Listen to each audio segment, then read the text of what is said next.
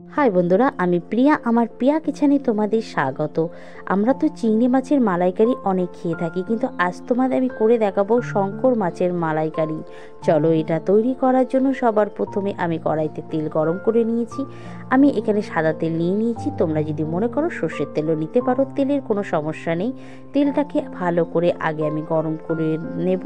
তারপরে নুন হলুদ মাখিয়ে রাখা মাছগুলোকে উল্টে পাল্টে লাল করে ভেজে আমি তুলে নেব।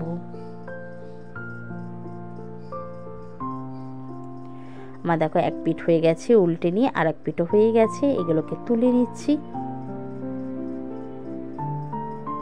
সেই তেলের মধ্যেই আমি দিয়ে দেব একটা শুকনো লঙ্কা, সামান্য একটু কালো জিরে দিয়ে একটুখানি ভেজে নিয়ে দিয়ে দেবো একটা বড় আকারে পেঁয়াজ বাটা।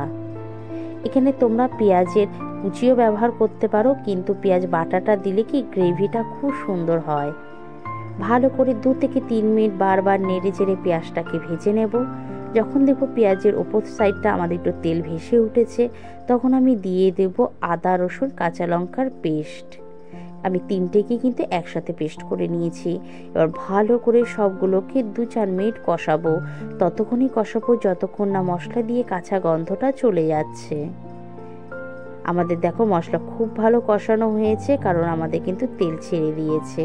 এবার আমি দিয়ে দেবো হলুদ, স্বাদ অনুযায়ী লবণ, হাফ চামচ জিরের গুঁড়ো, হাফ চামচ ধনের গুঁড়ো, আর টেস্টের একটু ব্যালেন্স আনার জন্য একটু মিষ্টি। তোমাদের পছন্দ না হলে না দিলেও হবে।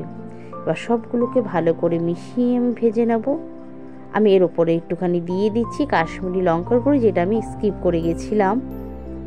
দিয়ে সবগুলোকে 2 মিনিটের মতন কষাবো।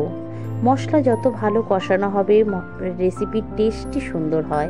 এবার আমি দিয়ে দিলাম একটা বড় আকারে টমেটো কুচি। এখানে তোমরা টমেটো বেটেও ব্যবহার করতে পারো, কিন্তু আমি কুচিটা ব্যবহার করেছি।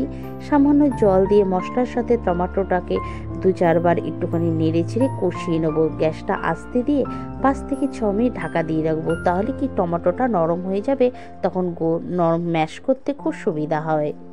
দেখো 5-6 মিনিট বাদে কতটা সুন্দর কালার এসছে। এবার একটা খুন্তির সাহায্যে আমি টমেটোগুলোকে একদম নরম করে ম্যাশ করে নিচ্ছি।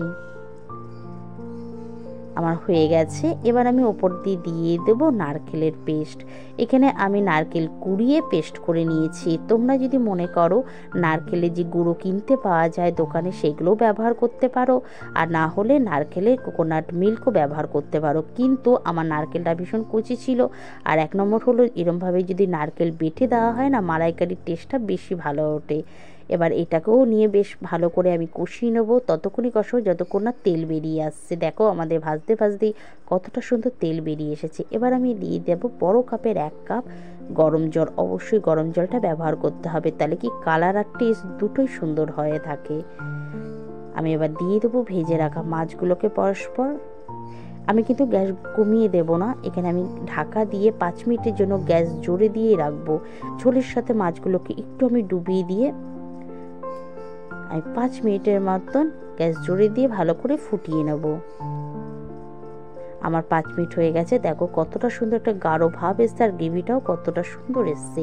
এবার আমি দিয়ে দেবো ঘি আর গরম মশলা। অলমোস্ট কিন্তু আমাদের রেডি হয়ে গেছে।